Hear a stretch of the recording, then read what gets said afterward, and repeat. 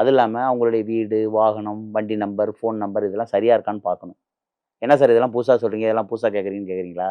ஆமா. இதெல்லாம் உங்கள ரகசியமா கெடுக்குது, ரகசியமா செய்யுது. சில கோவில்களும் சொல்றேன். நீங்க இந்த குழந்தை இல்லாதவங்களுக்கு 2 கோவில்களும் சொல்றேன். அந்த கோவிலுக்கு நீங்க போயிட்டு சாமி கும்பிட்டு வந்துட்டீங்கன்னா, உங்களுக்கு கண்டிப்பாக கரு உருவாகாதவங்க கூட கண்டிப்பா கரு உருவாகும். சார் எனக்கு 10 வருஷமா குழந்தை இல்ல, 5 வருஷமா குழந்தை இல்ல. சார் எங்களுக்கு குழந்தை இருந்து இருந்து அபார்ஷன் ஆகுது, தள்ளி போகுது. இல்ல மென்சஸ் பிரச்சனை இருக்கு, பீரியட்ஸ் பிரச்சனை இருக்கு.